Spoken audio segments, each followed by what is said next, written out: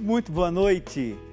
Estamos iniciando Madrugada de Bênçãos desta sexta-feira e é uma alegria poder estar aqui com você mais uma vez para juntos pedirmos as graças e as bênçãos aos céus para que a nossa madrugada de fato seja de bênçãos. Eu sou o Padre Heitor de Menezes e aqui é o nosso encontro marcado nesse lugar, nesse mesma hora, a hora de sempre, para que juntos possamos rezar, meditar, elevar nosso pensamento a Deus e nos unir como família em oração. Porque a sua participação nesse programa o constrói de forma ampla, porque vamos nos conhecendo, vamos nos sabendo uns dos outros e vamos rezando a partir da experiência de Deus na vida de cada um e de cada uma que participa conosco. Muito obrigado pela sua audiência, muito obrigado por estar aí conosco, muito obrigado por permitir que cheguemos até a sua casa com essa programação da Rede Século XXI. Que Deus abençoe a todos vocês e que nós possamos ser de fato uma madrugada rica, plena, cheia de bênçãos, que venham as bênçãos do céu sobre cada um e cada uma de nós. Hoje nós vamos começar o nosso programa ouvindo o Evangelho da liturgia do dia, da liturgia desta sexta-feira, 18 de julho. A liturgia que traz o Evangelho de São Mateus, capítulo 12, versículo de 1 a 8. Naquele tempo, atravessava Jesus os campos de trigo num dia de sábado. Seus discípulos, tendo fome, começaram a arrancar as espigas para comê-las. Vendo isto, os fariseus disseram-lhes: Eis que teus discípulos fazem o que é proibido num dia de sábado. Jesus respondeu-lhe: Não lestes o que fez Davi num dia em que teve fome, ele e seus companheiros? Como entrou na casa de Deus e comeu os pães da proposição? Ora, nem a ele, nem àqueles que o acompanhavam era permitido comer esses pães, reservado somente aos sacerdotes. Não lestes na lei que nos dias de sábado os sacerdotes transgridem no templo o descanso do sábado e não se tornam culpados? Ora, eu vos declaro que aqui está quem é maior que o templo. Se compreendesseis o sentido destas palavras, quero misericórdia e não sacrifício, não condenaríeis os inocentes, porque o Filho do Homem é o Senhor também do sábado. Estas são palavras da salvação. Que coisa bonita ouvirmos Jesus nos dizendo: não compreendeis as palavras, quero misericórdia e não sacrifício? Vejamos que Jesus, ele rebate as críticas dos fariseus com relação à atitude dos discípulos que colhiam as espigas de trigo para matarem a fome num dia de sábado, o que era proibido dentro da lei.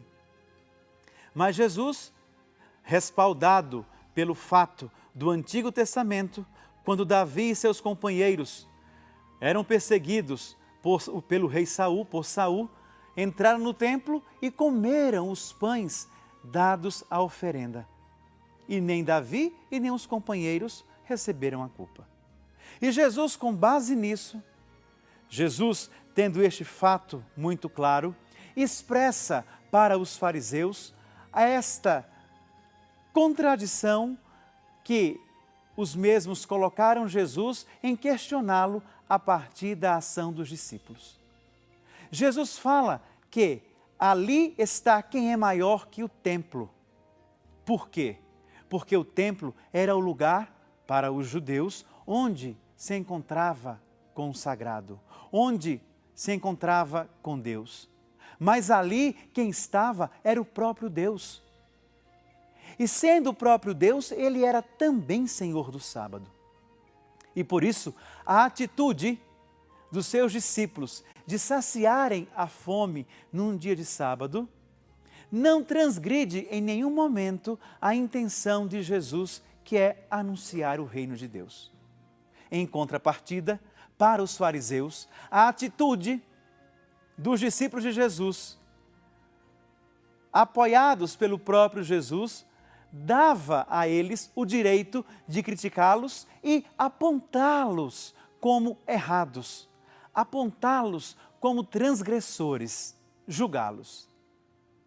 Vejamos que a atitude farisaica, ela é uma atitude constante nas nossas vidas. Hoje, nós não vivemos numa sociedade judaica. Hoje, nós não temos as mesmas leis que regiam a religiosidade da época de Jesus, mas continuamos agindo, muitas vezes, como os fariseus, apontando os erros dos outros, olhando para os outros e simplesmente reconhecendo-os a partir da falha. É a mesma coisa que ter uma toalha branca e olhar para a mancha negra e ressaltar aquela mancha. Para nós, seres humanos, isso é muito comum. Por quê? Tendenciosamente, nós vamos ampliando o nosso olhar e nos dirigindo para o negativo.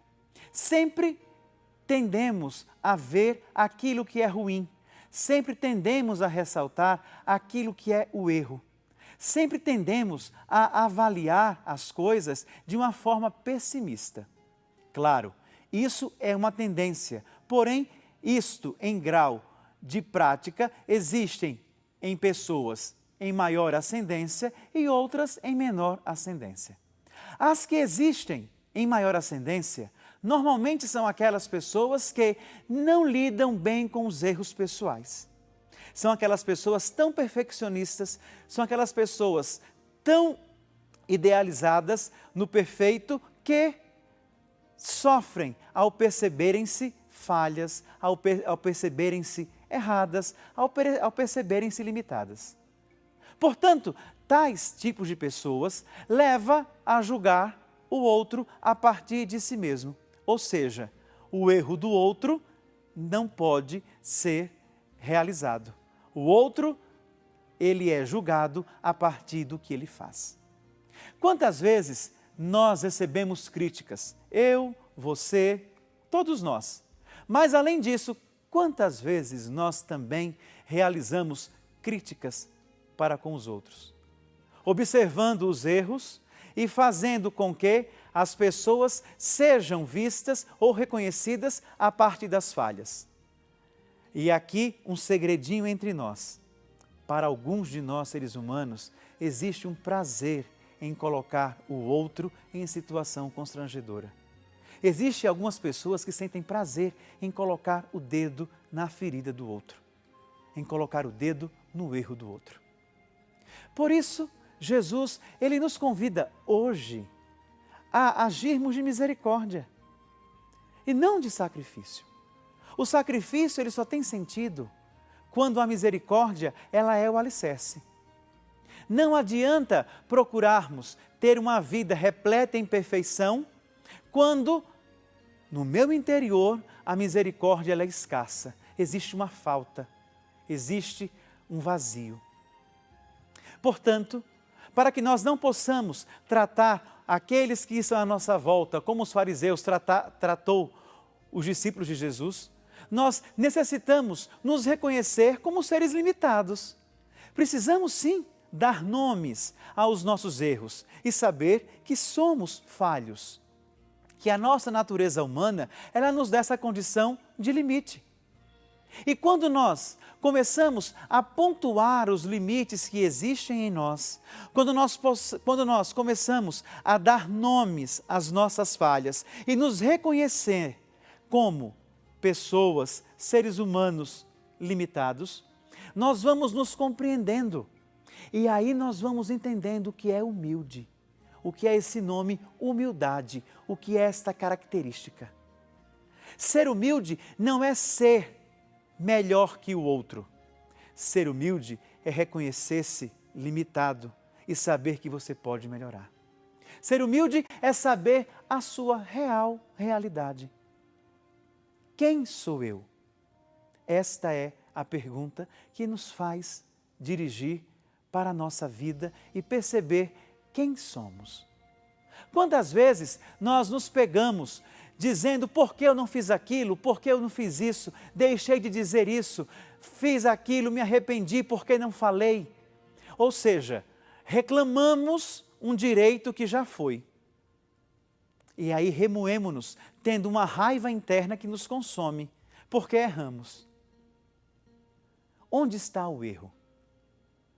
O erro está em nós. O outro não é dono do meu erro. As pessoas não são donas ou responsáveis pelo meu erro. O meu erro é fruto de uma ação involuntária minha, que transgredia alguma norma, alguma regra. Fruto de alguma coisa que não está arrumada dentro do meu interior. Portanto, a observação pessoal é necessária para que nós possamos nos confrontar e perceber onde eu devo melhorar, onde eu devo crescer. Somente vamos ter sucesso na vida quando percebermos-nos capazes de superar a cada dia o nosso ser, o nosso comportamento, a nossa atuação diante da vida. Algumas vezes é tão difícil reconhecer o erro que nós nos escondemos tanto, que nos agredimos ao ponto de adoecermos.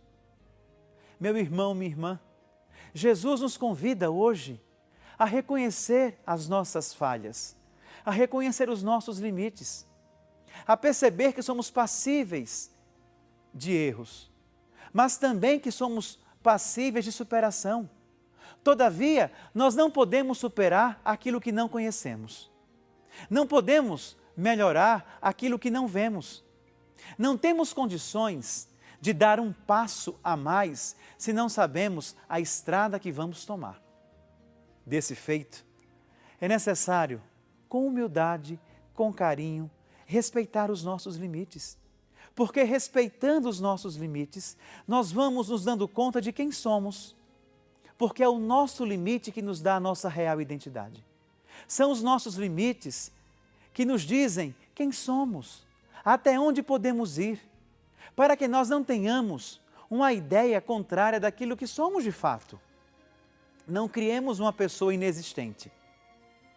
Nós não somos anjos, somos seres humanos. E como humanos, somos falhos.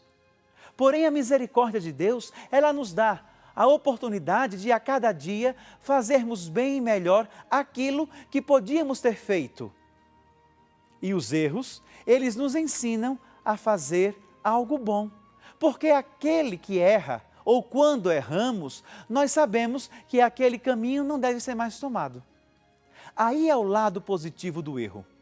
Aí é o lado positivo de tirar algo bom de uma falha que nós realizamos.